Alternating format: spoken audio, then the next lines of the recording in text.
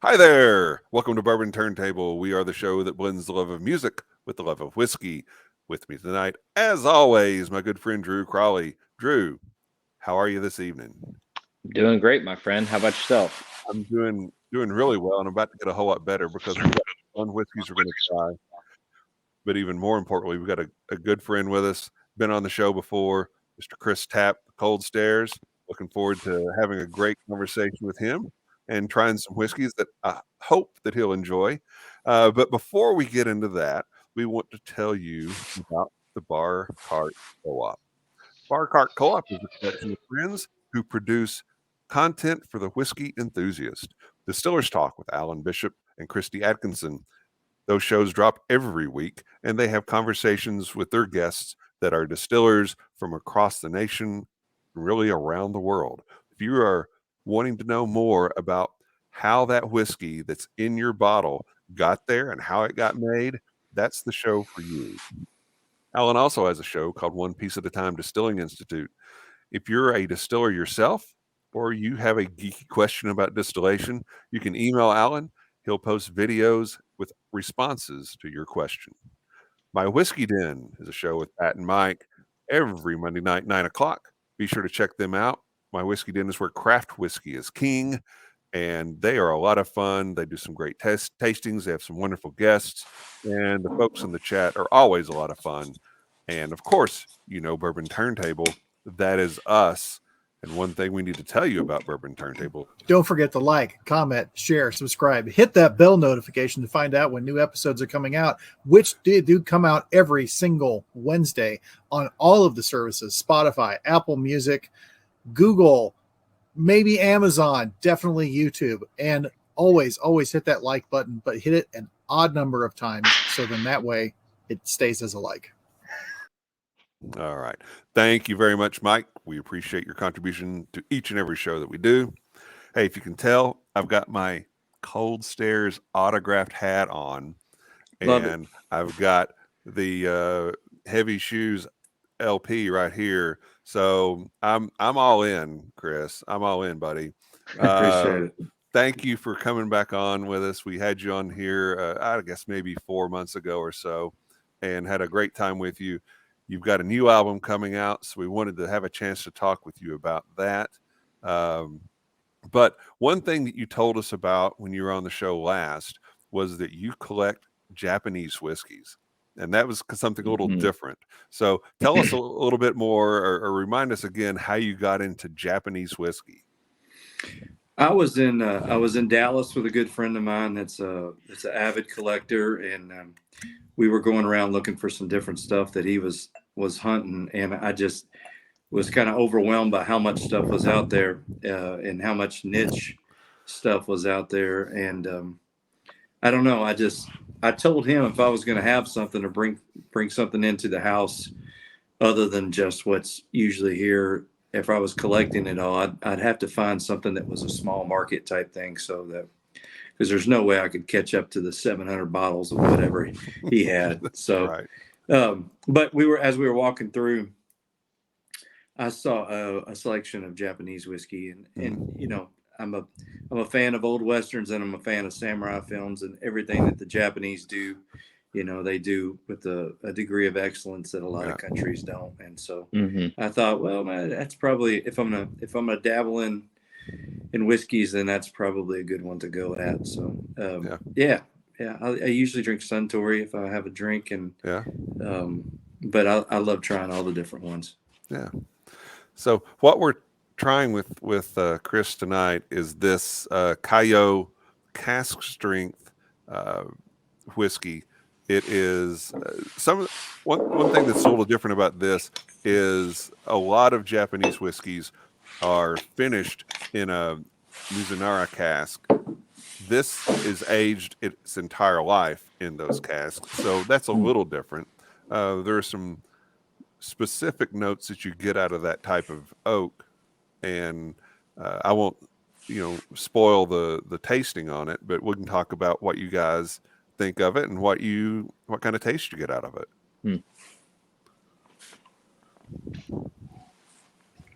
Anybody have an opinion? Whew. Man, I love that. That's really good. Ooh, man. It's really good. I like the presence of the proof just a little bit more on that one than other Japanese whiskeys that I've had. Yep. You guys correct me if I'm wrong, but there's a spice element that I don't necessarily have this exact context for, but it's somewhere in the realm of like a tahine that you get on like elote corn or something like that, where it's a very sharp spice note. I think it's coming from the oak. I'm assuming it's coming from the oak, but there's a really, really nice kind of savory spice at the back end of this that I'm loving. Yeah. I think you can definitely taste the oak more so than the other whiskeys I've had. And I'll say I've got a couple to kind of judge it against tonight because I'm not as seasoned as you guys are. So just as a reference against something else, it is much more woodsy and almost just like Drew said, it's spicy, but it's almost got a touch of vanilla or something in there that's just nice. Yeah. You guys are nailing it. That type of oak is known for adding a peppery note to it, adding some vanilla to it, and sandalwood. I could see the sandalwood. Sandalwood makes a lot of sense. Yeah.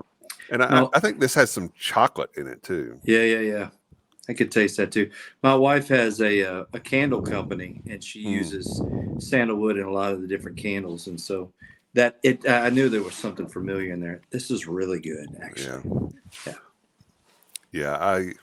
I'm not this is probably bottle number 3 for me in terms of Japanese whiskey that I've purchased over the years. But this is, I'm feeling very fortunate that I found this, and now I have to remember where I bought it so I can go get another. Yeah, and that's 106 proof. Yes, right? it is. Yeah. Yep. So Yep. it's swinging. Yeah. Yeah. It has some components of American whiskey in that it's not afraid of presenting its proof, and it's non-chill filtered. Okay. And I think it's got some age on it, although there's no age statement to it. But it's unique. Yeah. I was gonna say you can definitely sense the presence, or I guess the lack of chill filtration. It's very viscous, very oily. It kind of the oak influence kind of has a presence on the side of your palate, but the whole of your palate is engaged kind of in that viscosity. Yeah. So I like that a lot. Yeah. You can look at the way the oils just cling down the glass. You can't see it on my screen, but as you guys are sipping it, you can see that viscosity is certainly there. Yeah. It's very thick. And even though there's that oak influence, it's not tannic. It doesn't really dry me out like a lot of things that are oaky do. So, yeah, I like this one a lot. Thanks for sharing this, Kevin. Sure.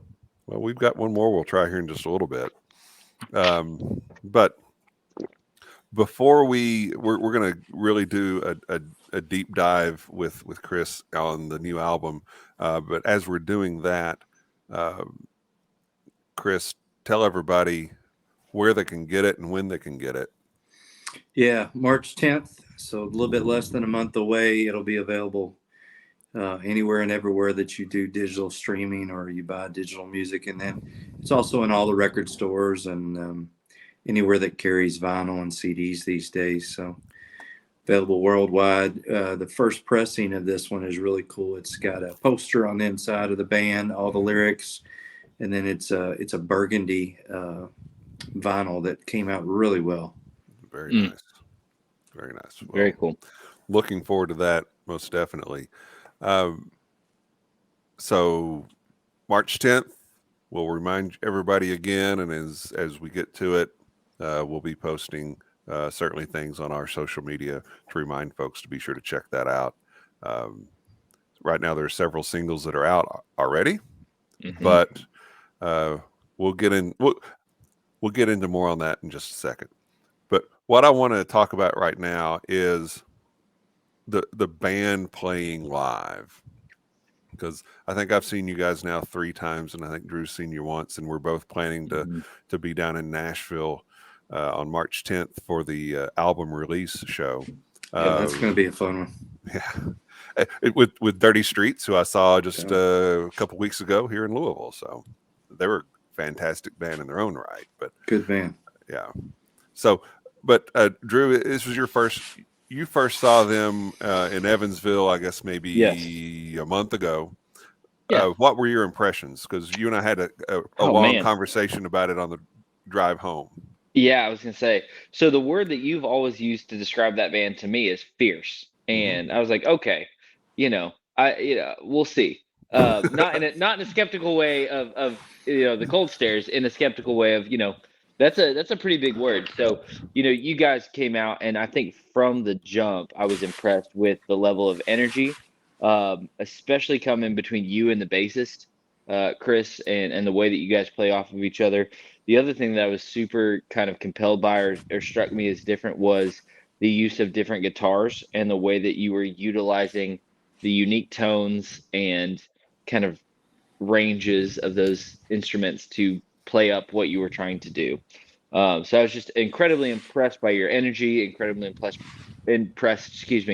by the creativity. And you guys just put on a kick-ass show. Sorry, I don't have anything more eloquent to share than that, but that was kind of how I walked away from it. I'll take it any day of the week. What was it, Friday night or Saturday night you guys were over there? We were there Saturday. Saturday, yeah. Saturday, I think we were a little bit more relaxed. Friday was a good show too, and we had a great crowd. But Saturday, that place is a little too small for us for one show. So there's not another option in Evansville. So we've been splitting the crowd up over 2 nights. But Saturday was almost too many people in there. We had a couple loonies in there, and kind of got a little wild there for a minute. And I hate it when it's that crowded and we don't have a whole lot of time to meet and greet with everybody. I love to say hello to everybody, but it was a little wild in there. But that was a fun show. Saturday night was a fun show to play anyway. Yeah. Opening act that night was Sweet Lady, who again, friends of the show. That was fantastic trio in their own right. So that was a lot of fun to watch them, and of course watch you guys. One of the things that we talked about was how tight your band is. Mm-hmm. Thanks. And so what kind of rehearsal schedule do you guys have in order to achieve that tightness that you can bring to the stage every night? We don't have an extensive rehearsal thing, not as much as what we should really a lot of times. The thing that's helped us a lot in the last year is that we've played a lot. We've played a lot of shows. Mm-hmm. I always hear other guys, I heard a few guys talk about being tour hot, and when you've played, a lot of shows in a row, it becomes second nature. And Brian and I feel like Brian and I have always been pretty tight. That probably comes from not playing with a bass player so long, and us really just having to rely on each other. But Bryce is a lot of the glue now that holds that together. But, leading up to a show for a couple of weeks out, we get 2 or 3 practices in. Everybody's fairly professional about it. But I think another thing I've learned is a lot of times songs, but even if you haven't played them for a while, sometimes just that rehearsal time, just going through the set, is an opportunity to go, oh yeah, shit, I forgot about that or this. And so it's always good to be rehearsed. We're not as well rehearsed as what we should be sometimes, but I think 1 gig equals about 10 practices. Yes. Always. Yeah. Now, you mentioned Bryce Clee, who is relatively new to the band. I guess he started when you started recording voices. Is that right? Yes. Yeah. What was the thinking because I understand that you were looking to bring in a bass player to open up what you could play live, right? Yeah. We had done a European tour, and our label was out at some shows, and they were impressed, but they just said, we missed the guitar solos, especially in Europe. It's a little bit more blues rock oriented over there, and guitar stuff is really hyped up. So, Brian and I had talked about it, and we didn't really, interview anybody else. We knew Bryce was the guy. He'd been a friend of the band for about 10 years, good family friend with his brother as well. And just was a good match. And so Mhm. that was an easy decision to make. Yeah. And bringing him in has not diminished in any way. I don't think how you guys are, again, to use the term, tight. And I think that's pretty remarkable to bring in, for a two-piece, to bring in a third member and not lose any of that synergy. What do you attribute that to? Probably just really, Bryce does a good job of listening, and Brian and I, played in bands over the years. I think it's just more than anything, it's an experience, and just being humble enough to really listen to everybody, what's going on. We when we were a two-piece, everybody would say we sound like three or four pieces, and now that we're a three-piece, we were really concerned about losing that enigma of sounding more than two. And now people come up at the show, yeah, you guys really sound like four guys, Yeah. So that's been really nice to hear that. And at the end of the day, all three of us recognize that the most important thing is the songs. More than anything, you can be great live if the songs don't serve the audience, and eventually it wears off. We have some friends that are amazing live bands that are struggling to write songs, and it just to us, to our band, that's the most important thing. So I feel like everybody in the band tries to serve the song. Yeah. In terms of schedule, I think I've got schedule up here. At least this is what I've seen posted. Yeah. March 10th, album release, right? Yep. Album releases in Nashville and Evansville. We got a few other shows that are be dropping in there. We've got a run that goes through Columbus, Ohio, and Pomeroy, and a couple other things I think that will show up in April and May. But May we leave. Towards the end of May, we leave for Europe, and we'll be over there for a bit. We come back for a week, then we go back. We haven't added this yet, but looks like we're going back to France in early July, and then the UK through the end of July. So we'll be overseas for a bit. Wow, that's super exciting. Yeah, that's awesome. It is. I'm excited about it. Now you've toured Europe before, right? But yes. Yeah. Is there anything that's going to be different this year about whether it's in Europe or whether it's in the States, about how you're going to tour or where you're going to try to go? Yeah, this is our third time going to Scandinavia, and each time the audiences have grown. So this time we're excited because we're actually moving into theaters and some bigger venues, especially in Sweden, Denmark, and Norway. So it's been very exciting to see the fan base grow over there, and they're just super sweet people over there, and it's a good breeding ground it's a good opportunity for a band like us to grow a fan base over there. And then we've toured the UK once. This will be our second time in the UK. We are playing we're headlining the second stage at the Maiden Stone Festival. Yeah. Awesome. Yeah. So it'll be, we're lining up a series of shows in the UK before that to go along with that. And so it's nice it's kind of the same thing. Each time you go back over there, you build up a little bit more of a fan base, and you move, venues get a little bit thicker. And so. Awesome. Fantastic. Yep. So as we continue the conversation and start heading into stuff on the album here in a minute, we're going to try this Whiskey Del-Bac Dorado. It is from Whiskey Del-Bac. It's an American Single Malt, 90 proof. They are out of Tucson, Arizona. So cool.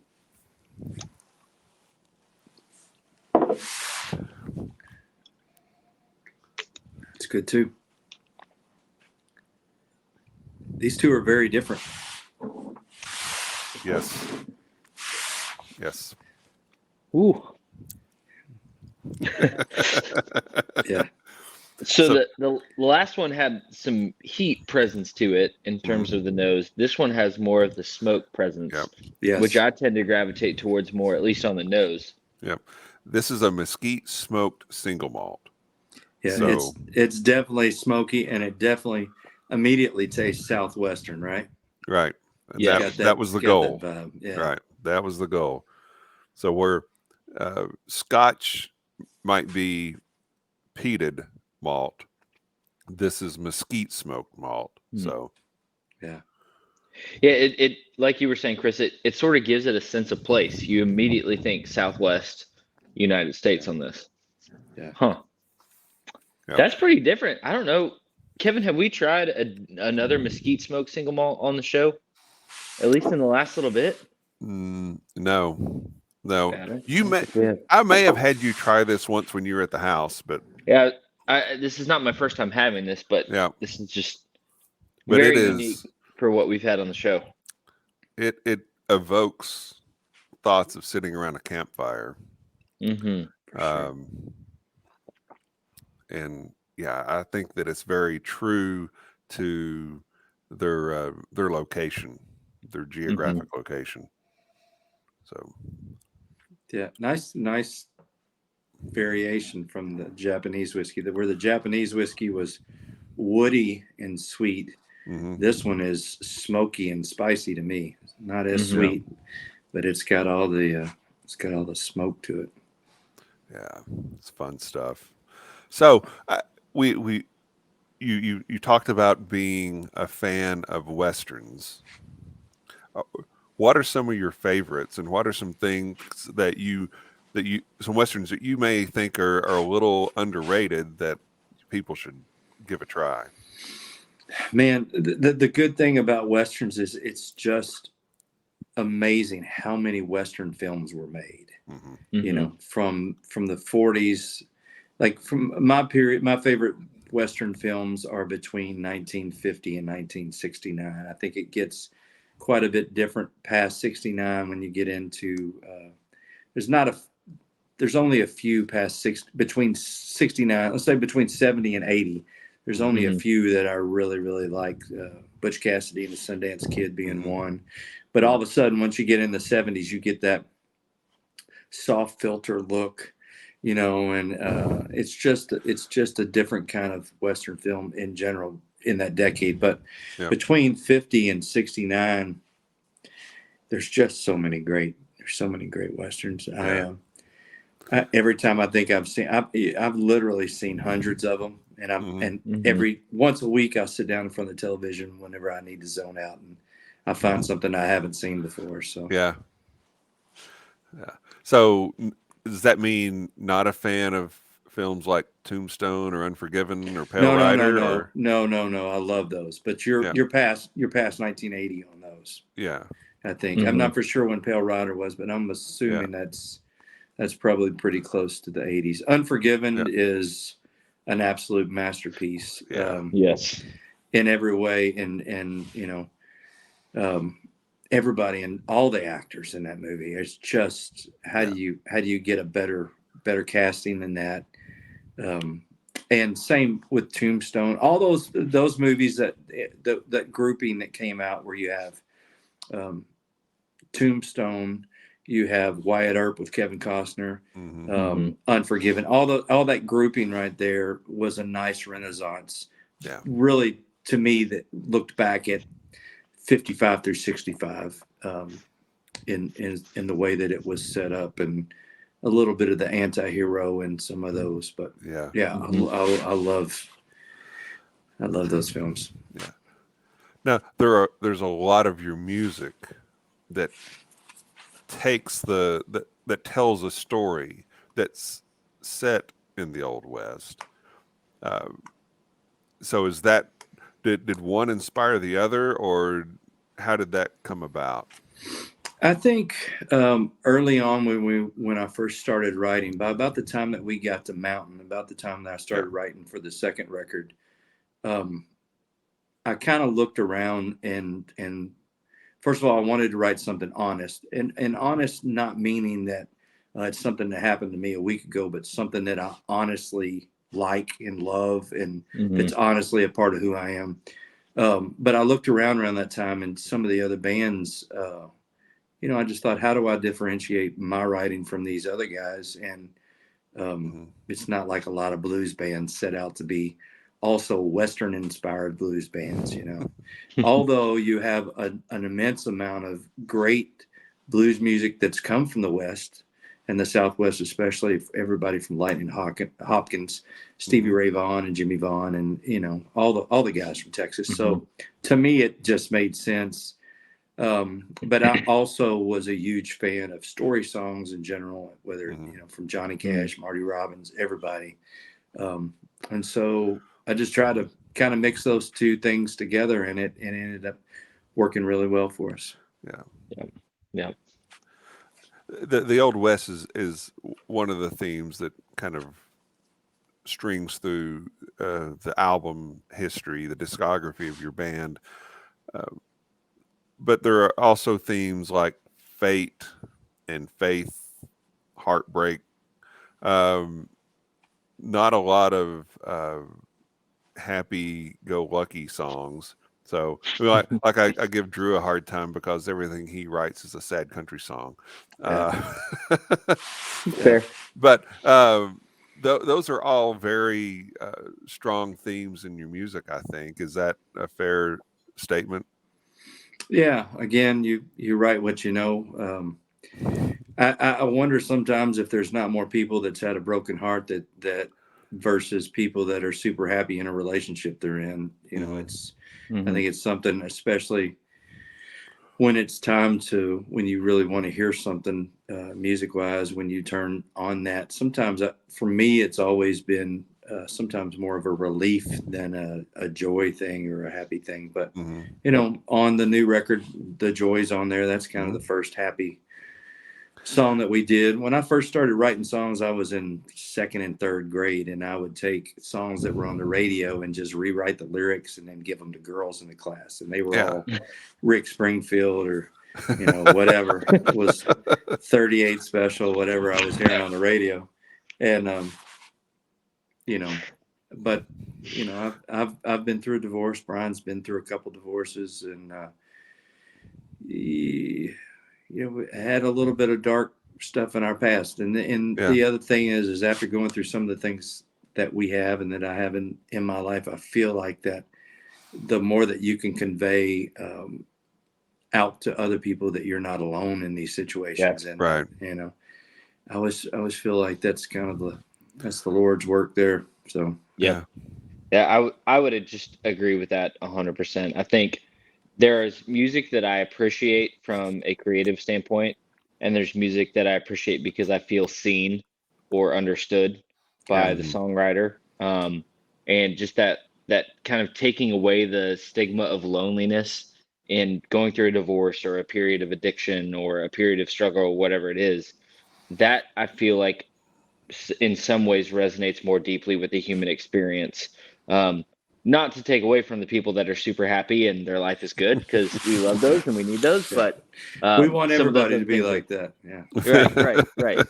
But I just would echo what you said on that. I think that's pretty important. And I love the Bee Gees, and I love Glenn Campbell. I love people that make great happy love songs, and I'm all about that. Just naturally to me, and I don't know if it's my upbringing. I don't know if it's because I was adopted. I had, I don't know what part of my life contributed the most of this, but there's a little bit of soft violence in everything that I write. There's a little meanness in it that just naturally feels. Maybe it's just the guitar. It should sound a little bit mean, but I just write what's natural. And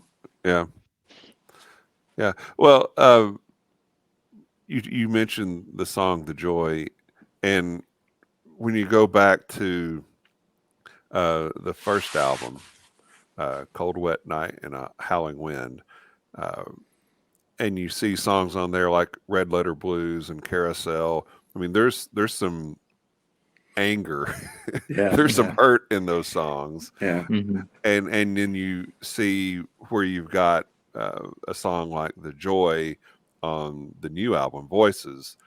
I mean, is how much of that is autobiographical and how much of that is imagination or creative license? That first album was 100% autobiographical. Yeah, it was. That was not a good time. That was right before my divorce. That was right past the time that I was dealing with cancer. I mean, it was just not a super bright place in general. But I think everything that I write in one way or another is autobiographical. Is somewhat of an autobiography of me, even whenever I'm telling it from somebody else's viewpoint. And I've heard other people talk about that, but I might be telling a story about a boat sinking and might be talking about a situation in my life that I felt like I was losing control. I think it's smarter. The older that I get, I think, and the longer I'm a songwriter, the more I feel like it's sometimes it's a mixed drink when you make it a little bit complex and you don't show your hand completely. But then sometimes it's nice to have a solid straight glass of whiskey that just gets right to the point and is not coloring it. And I think we try to mix a little bit of each. You know? Absolutely. Well, I'll say this: the song "The Joy" is a bit of a departure for you as a songwriter and the Cold Stairs as a band. When Drew and I did our Bourbon Turntable Music of the Year awards, that was my song of the year for 2022. I think it's fantastic. It gets in your head and it echoes there in a lot of ways. And I like the contrast within the song where it talks about the difficulty and the struggle, but then you come out the other side of it. And that tells a very compelling story too. Yeah, well, thanks. I know it doesn't always end up like that for everybody, and I'm blessed that it did for me. But you don't know. It's hard to tell sometimes how good something is unless you've tasted something that's a little bad.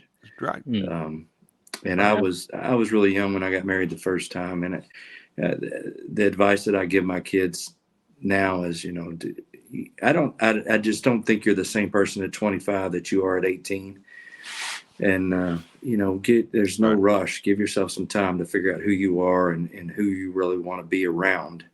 And see what people are at a little bit older in their lives. But yeah, I've been almost 10 years happily remarried now. And, it definitely helps the songwriting and other stuff. Although my wife always says, you always kill somebody in your songs. Why? Why are you always?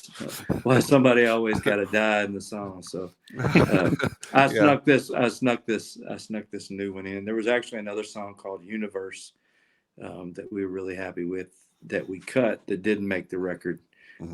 That's a uplifting kind of song too. But I don't know. You write what you know. I'm in a good place now, so it's. And with that song, it was not like the Cold Stairs other songs, but we had Bryce, and we were like, I don't know how the Cold Stairs fans are going to feel about this, or I don't know, how it's going to be reviewed. But it's like, all right, we've made a couple records now. It doesn't feel right not to be creative and try new things. It may not be the direction we always want to go, but it does feel good to try new things. Yeah. So let's talk a little bit more about the new album, Voices. First of all, to select the name of the album, there is a track on the album called Voices as well. How did you settle on that as the name of the album?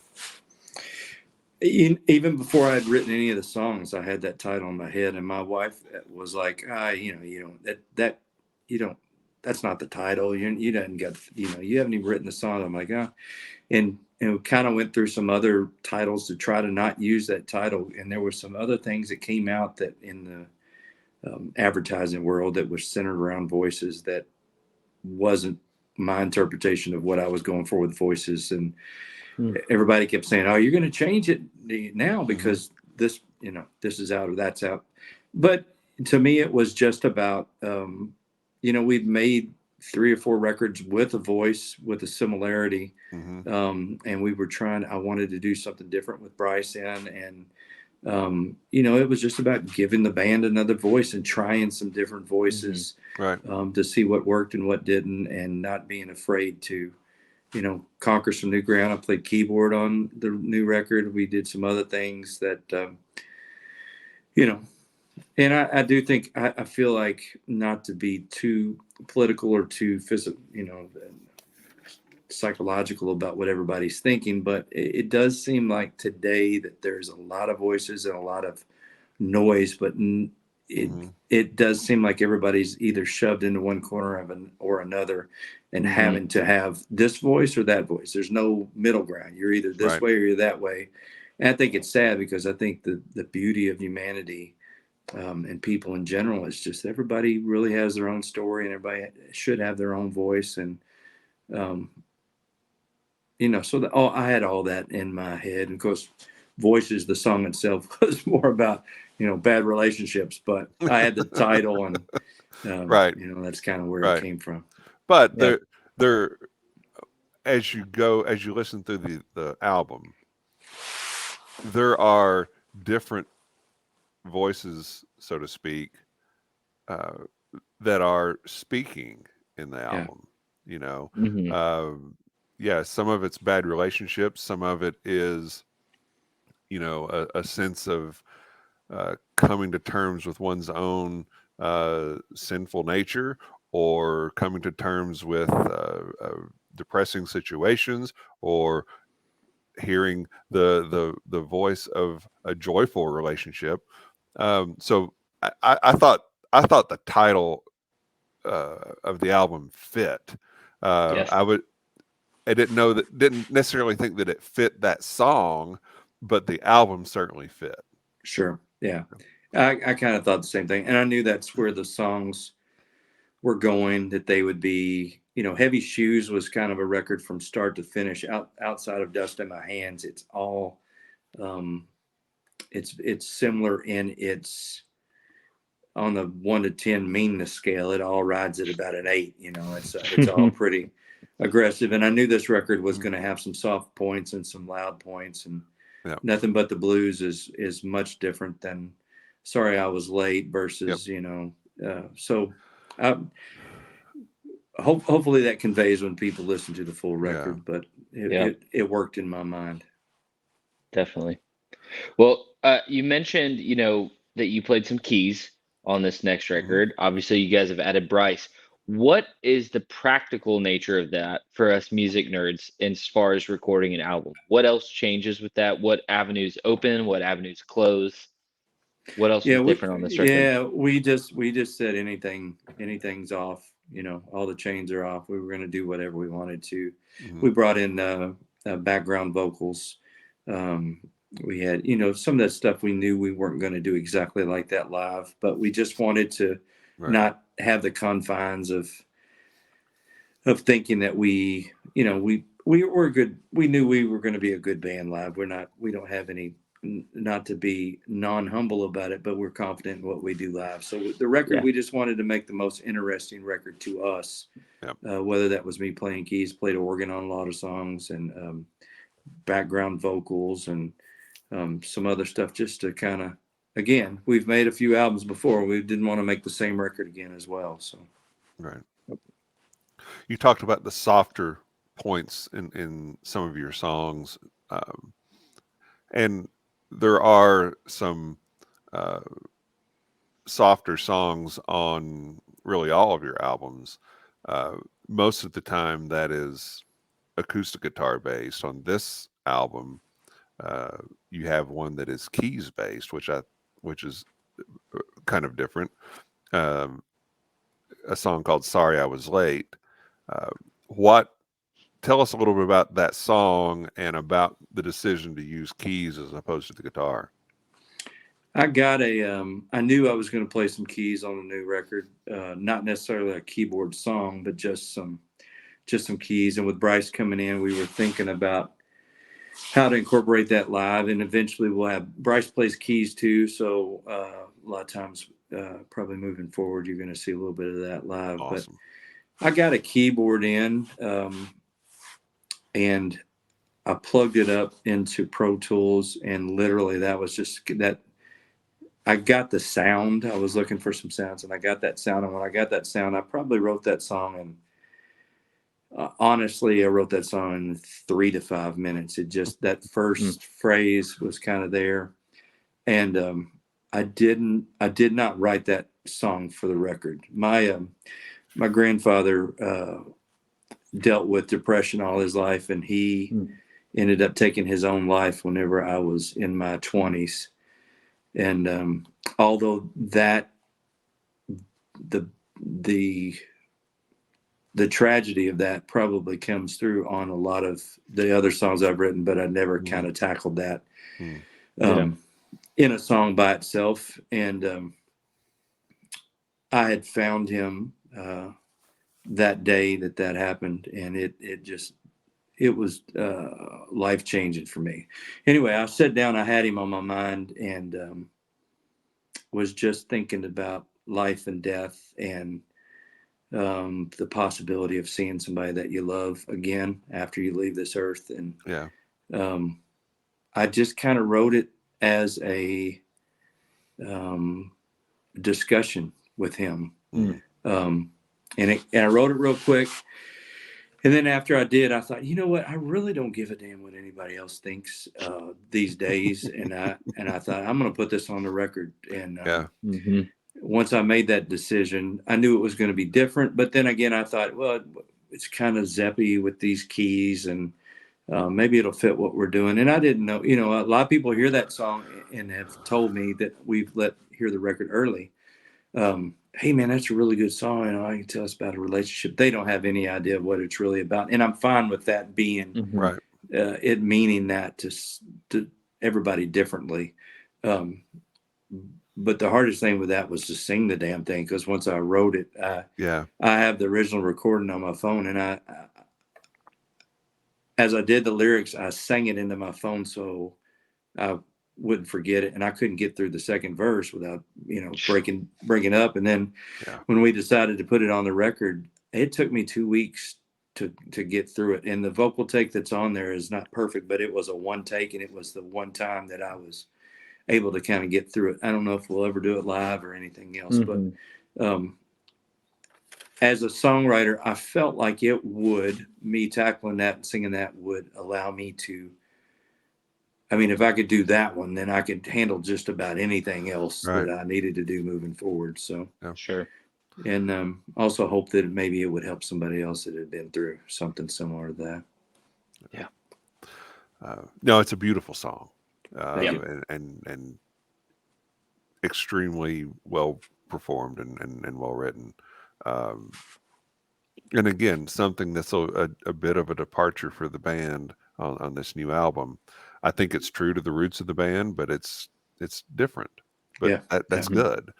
But there are songs that are on, I think pretty much each of your albums that have that, and for lack of a better term, I call them haunting songs, because they have that haunting feel to them.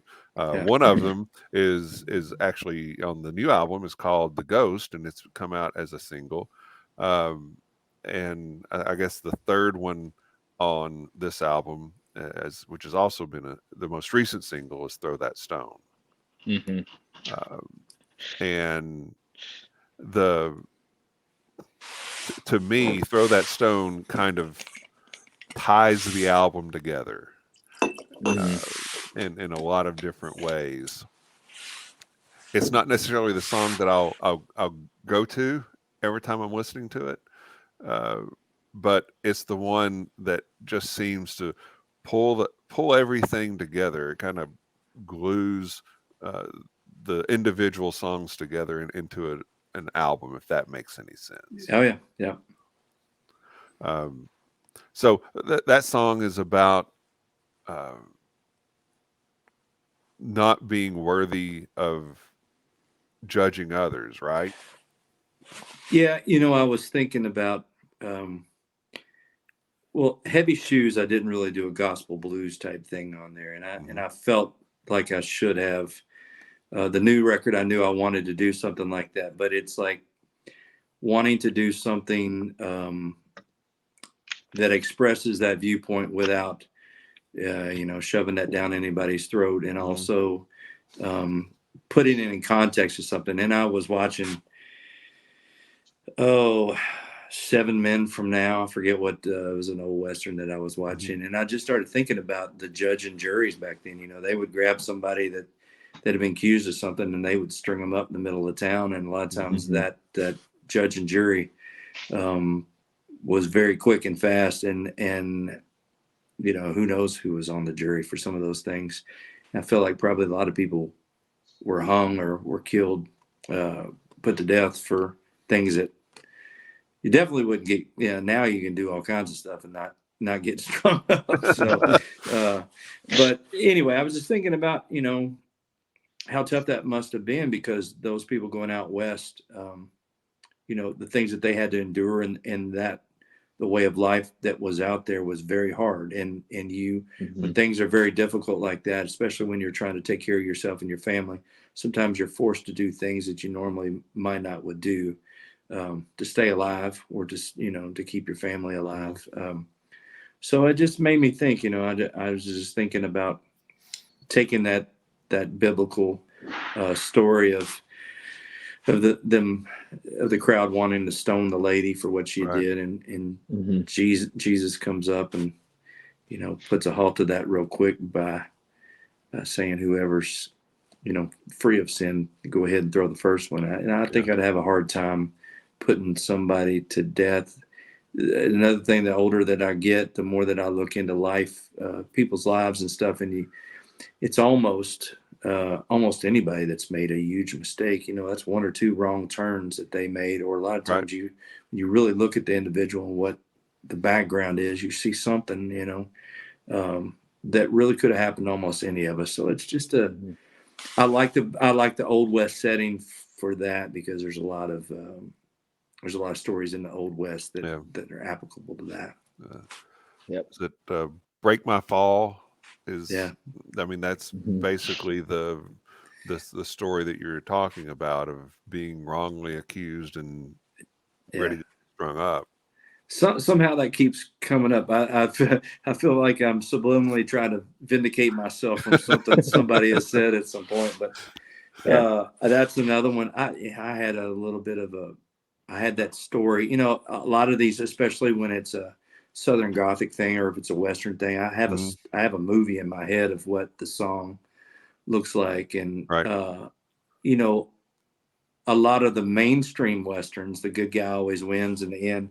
Not so much nowadays, where everybody's a villain, but there are certain Westerns, especially like some of the spaghetti Westerns, where the good guy ends up dying in the end. And that one, I saw that, and just in my mind, I saw the guy getting dropped from the gallows just around the time the person that that he was accused of hurting says, "Hey, that's not the guy."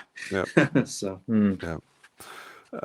you talked about not having a true gospel blues song on Heavy Shoes. One that's a kind of more of an in-your-face gospel blues song is Sinner Man. Tell us a little bit about how what prompted you to put that on the album. Well, I didn't see that one as much as a gospel blues, as more of a that one is kind of people watching to me, and it's just and maybe even people watching your own self, but it's just like, hey man, can you not see what that's doing to you? You know, Yeah. it's like, come on, you're killing yourself. And we've had some really good luck with licensing songs in the past and getting some songs on TV and film. And I thought that I had that guitar riff, and it had that Western kind of dusty kind of sound to it. And I thought, this is the villain walking into town that's doing a lot of stuff that he shouldn't be doing. And you know, it's a John Wick Western kind of song in my head. So that was fun. That one was fun. It almost didn't make the record, and we were like, it was like, hey, it's another one. You know, we had some other songs that I wouldn't say fit better, but we had some other songs but a couple of those like that one, I was like, hey, we haven't done this before. Let's do something that's, you know, throw it in there, something different. Yeah. Yep. Well, I think I want to mention one other, well, maybe two others. Well, maybe three. Okay. I want to mention a couple other songs on the album. Sure. And one of them is Lights Out. And to me, that's a song that I would love to see live. It's an incredible energy to it. And Brian Mullins on drums shines on that song. Yeah, he kills it. Yeah. So when you're doing these album release shows, are you going to play the album through, or how is that going to work? No, we're trying to pull a few that we haven't been playing. We've been playing about half that record and half of the new record live, and the songs we haven't done, either the acoustic stuff or the keyboard song, but some of the other stuff we just hadn't had time to work up yet. But we will play. That's one of the things we liked about this record outside of the acoustic stuff. And sorry I was late. We're trying to play all of it because it's all fun to play. So yeah.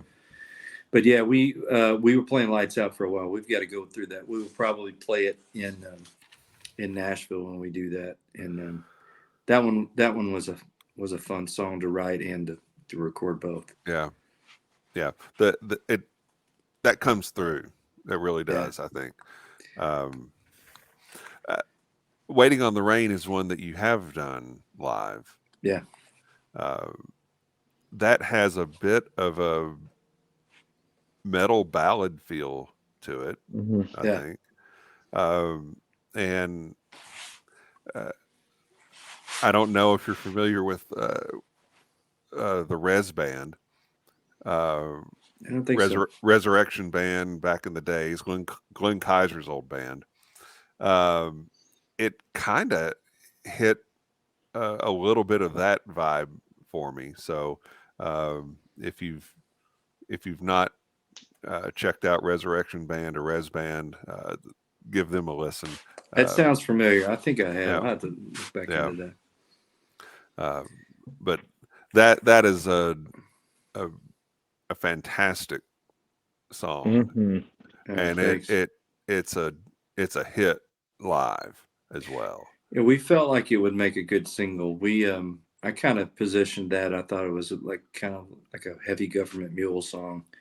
And that riff, the main riff there, you know, that's from growing up in the 90s. You can't get away from some of the heavier rock stuff. We're influenced by the blues and in the 60s and 70s, but you know, we grew up in the 80s and 90s. So yeah, that one's fun. It's fun to play live. And that's another one where we just said, okay, what haven't we done before? Well, we haven't just completely stopped in the verse and done the vocal by itself, or, you know, some of the other things. We were just trying to do some things that we haven't done up to now. But that's a fun song to play live. Yeah. It's heavy. Has kind of a Stevie Ray Vaughan feel to it.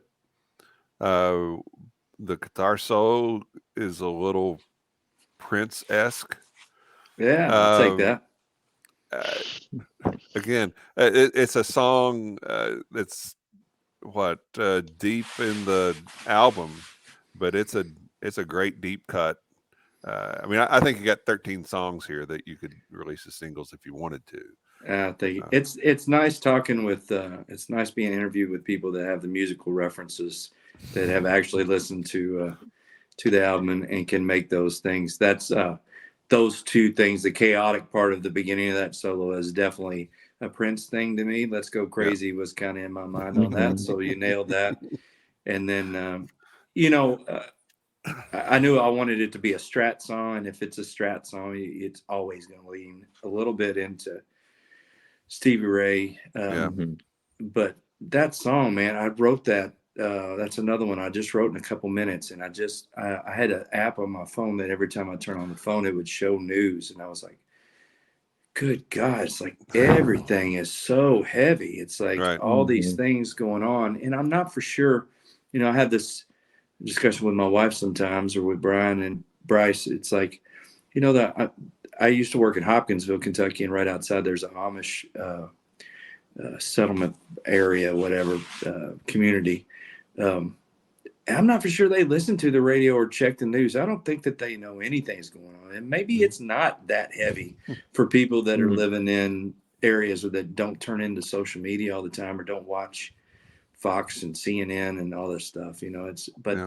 For us that have this technology in our hands all the time, it's like, God, I'm getting so sick of getting this stuff shoved in, and everything is so bad right now. So that was kind of that's a little angsty in that one, directed at that, And the opening track on the album is Nothing But the Blues. And that's a great opening track for the album, because it grabs you from the opening riff all the way through. And I was listening to that the other day, and I'm like, there's a little bit of punk rock in this song. I know it's a blues song, but there's a little punk rock in there. Is that a fair statement? I think there's a tiny bit of that in all our music, especially the meaner stuff. At least in the delivery of the vocal. That song, as a blues rock band and as a band that loves the blues, it's always important to us to try to push in a little bit of a new direction. It's like Stevie Ray, even with its heavy song, there's times that we want to go, okay, here's a nod of the hat, or here's where we want you to know that our musical references are here and that we admire, and we want to let you know that we have some gratitude for the people that came before us. So we want to keep that going. We want you to ask, let's talk about why that song sounds like Stevie Ray Vaughan. But there's also some times where we want to make sure that we're moving things forward. And so if the lyrics are very grounded in Chicago blues or Delta blues or whatever else, then I want the music to not be. And if the music is very grounded in tradition of blues stuff, then I want the lyrics, to move a little bit. And that song was definitely lyrically tied to early blues, of just all the shit's going wrong. There was nothing. This guy's got nothing in the world going for him. And so lyrically, that's where that was. So delivery on the vocals and then the guitar riff and stuff, I wanted it to not be, as grounded in traditional blues, and be a little bit more mean, as to say. So yeah. That's another fun one. That's fun to play live. Yeah. Can imagine. Can I ask a guitar nerd question? Absolutely. I told you ahead of time, Kevin, that I was going to try to hold back, but I want to ask about your resonator. So Modest Mavis, is that what you call it? That is. So that's what he calls it. That's okay. That's my friend Matt that owns Mule Guitars. He had been building resonators for a while, and then he built one a couple of years ago called the Mavis, which I believe he originally had from a lap resonator type thing. And he's friends with Jason Momoa, and I think the legend is Jason was like, what if you make that into a round neck guitar? So he's been making those Mavises for a couple years now. And to be honest with you, I got one right when he first started him, before I really knew him. And I loved everything about it, except for I didn't know what to do with it. It wasn't as loud as a regular resonator unplugged, and then plugged up. It didn't really sound exactly like an electric or another resonator. And impatiently, I got rid of it when I had to pay some bills. But I love the aesthetic of it so much that I thought about getting another one. Well, he posted the Modest Mavis, which is it's just a little stripped down. It doesn't have the binding on it. If the regular Mavis was a Les Paul, this is a Les Paul Jr. It's not as fancy, but to me, it felt like a Depression era guitar. It felt like, okay, I'm going to build something of quality, but it's going to be more for the blue collar guy. The price was about $1,000 cheaper than the normal one. But when I got it in, before I came in, I was like, okay, I'm going to make myself at least grow accustomed to this guitar before I get rid of it. And man, I wrote 3 songs the first day I got it in. And the other thing that it did, it's a great tool to write on, but also that guitar records extremely well with a mic in front of it. It's not loud enough like a regular resonator to play to fill up a room. But man, when you put it in front of a mic, it sits in a spot kind of in between a resonator and a banjo. And it just had this unique sound to it. And then I don't know what the build difference is between it and the regular Mavis he was making, but man, I've been splitting the signal. So one signal goes to an acoustic pedal through an amp, and then the other signal goes to just a regular amp with some drive on it. And those two things together live is just, it make the hair stand up on the back of your neck. Yes. So that's the whole reason I brought it up. Obviously I've only had the chance to see you guys once, but I was blown away with how you use that guitar. Obviously I didn't know the history behind that or whatever. It is like a whole other instrument on stage, with your voice and with Bryce and Brian and, everybody else, what they're doing, that cuts through in a way that I don't think I've really ever seen another person play in terms of resonating guitar live. So I was a big fan of Chris Whitley and a lot of those guys that played resonator a lot. And I obviously love early blues stuff, but I think that guitar in particular, I'm a big fan of vintage guitars, but sometimes you need something that's a little different. So that, like we were talking about, moving the blues forward, moving guitar playing forward. I play the guitar in some weird tunings, and it forces me to write in a little bit different voice, which I think is, worth the price of admission for any guitar if it has a couple songs in it. Yep, absolutely. Well, thank you for indulging my deep geekery there for a moment. I talk about guitar stuff all night. You know me, it doesn't bother me. Yeah. No, you. Sorry, Kevin. Go ahead. You dropped a song on YouTube. Was that playing that with the four level blues? Was that playing that with the resonator?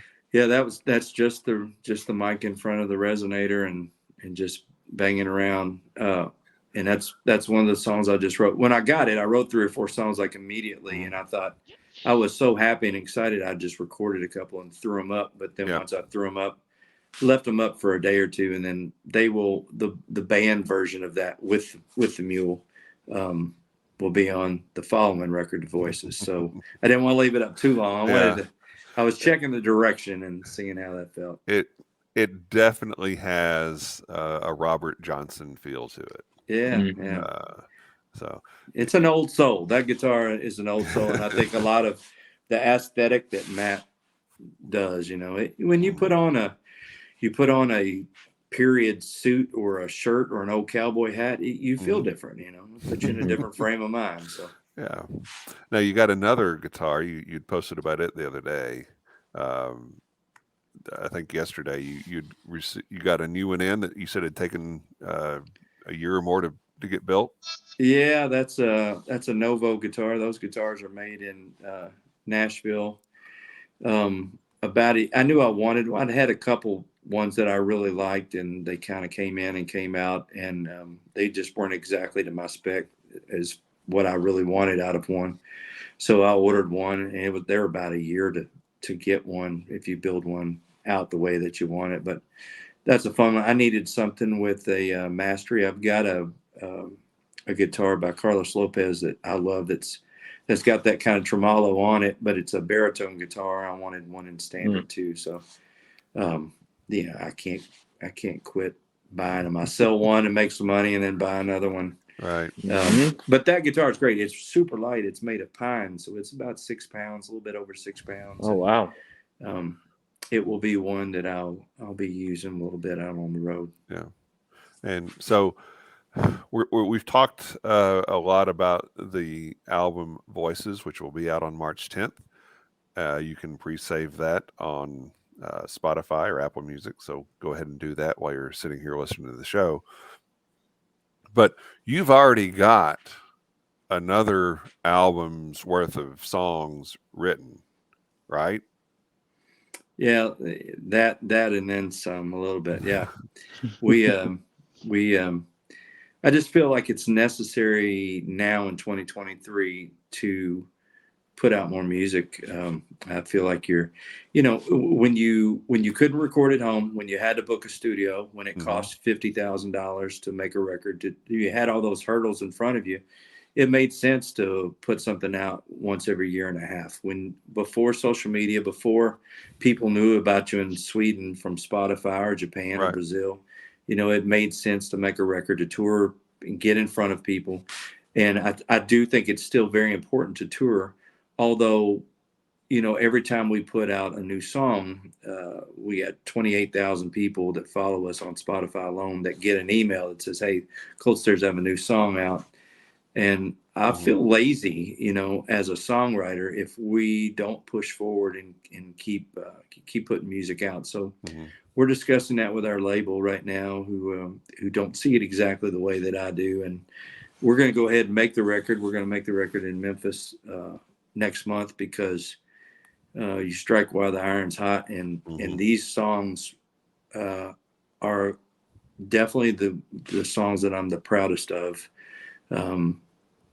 as far as writing an album of anything I've done. These songs came really quick and really easy, and we're super proud of them. And I just don't want to wait 6 months, to do that. So we're going to do that. We're going to record them, and then my hope is that they start coming out in the fall. But that depends on our record label and how that goes. Yeah. Sure.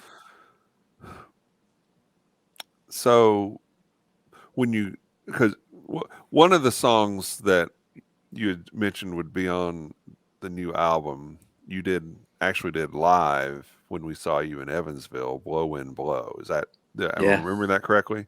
Yes. Yeah. That was dandy. Yeah. Thank you. Yeah. We, and then it's another thing. We wanted to play a few of these live and just kind of feel them out. We'd only played that song a couple times, but that was one of the ones that we felt like would be a good one. And after I'd written that one and we played it, I said, okay, so the goal would be for every song else that goes on this record to be much better than this song. In the past we've said, okay, we've got a couple, these are really good songs. Now let's have fun writing the rest of the record, which might not necessarily mean it's the best record. It's songs that something that I wanted to say at the time, or something that we wanted to do at the time. And this album is different because it's really an attempt to curate the absolute best songwriting that we could do for the record. So now, love that. I know that Mark Needham served as producer for Voices. Will you have a producer outside of the band for the next album? Mark didn't produce; he just engineered. Oh, okay. We've produced everything we've done so far by ourselves. The next record that follows Voices will produce as well. I am going to use Scott McEwen is the guy that owns Memphis Magnetic, where we're recording at, and he's steeped in knowledge of making old timey records. We want this record to really be a period piece, so I'm going to rely on him to help me curate those sounds. But yeah, we've produced everything that we've done so far. Mark and some other people, Shannon Forrest, some other guys that we've worked with, have been super helpful at helping us get the sounds that we wanted. Okay. But luckily, everybody, Mascot included, every record label, that we've dealt with has just said, go do what you want to do. Small Stone, the record that we did, Headbent on Small Stone Records, I remember when we signed with him, I said, well, do you want to hear demos? Do you want us to write some stuff? He goes, no, I signed you because I've trusted that you can make a great record, and I love everything you've done. So go make a record, Yeah. So we've been really fortunate with that. Yeah, that's really good. So when you're going into the studio to record a new album, how many songs are you bringing with you? This record, I think, is going to be a 10-song record. I'll probably we'll have 15 to 18 that we feel strongly about, and we'll curate it down to 10. I feel like, and it may have 11. It won't have any more than 12. I think 10 is a good number nowadays. And I feel like that, I wouldn't have a problem releasing 6 of them as singles before the record came out. Yep. And just trying to lead into the record, because what happens is, it used to be, whoever, the Van Halen record would come out and then you'd hear singles start coming off of it for the next year.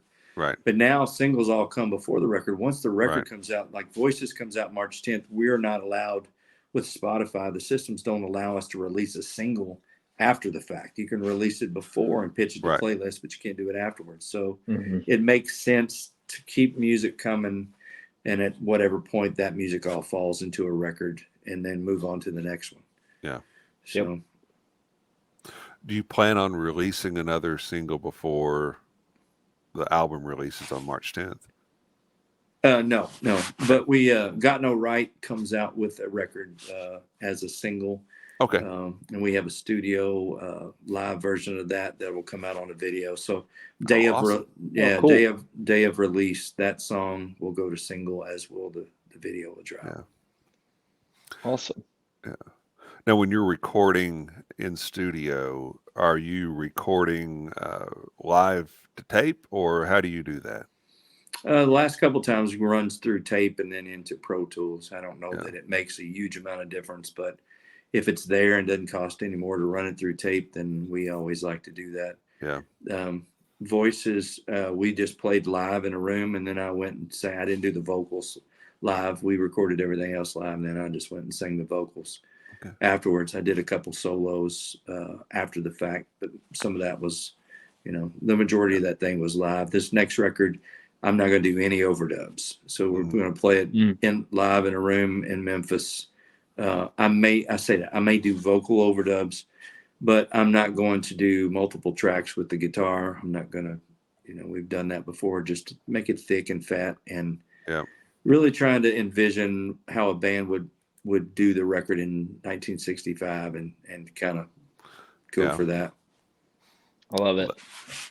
Yeah, that'll be a lot of fun. Something else to look forward to while we're looking forward to March 10th and the release of Voices. Well, Chris, we've kept you for a while now, so we're going to let you go. Honestly, we could probably talk with you about this stuff all night long, but we won't do that to you. But congratulations. I appreciate being able to listen to the entire album before its release. It is, and I respect the work that you've done prior. This is the best work that you and the band have done to date. And thank you. And I look forward to everybody getting a chance to hear each and every one of these 13 songs, because like I said, I think there's not a miss among them. Drew has a term that he uses, right? What's no that? Skips, No skips, no misses. Yep. No skips, no misses. And that's what you want, and that's what you've got. So congratulations on that.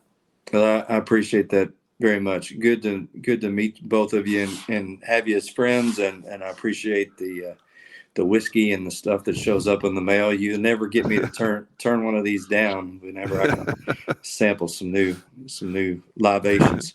And I will say, be ready for March 10th, because we chose to do that in the basement because it's small in there, and it'll be it'll be jam packed, and the energy in there is always fantastic. So Yeah.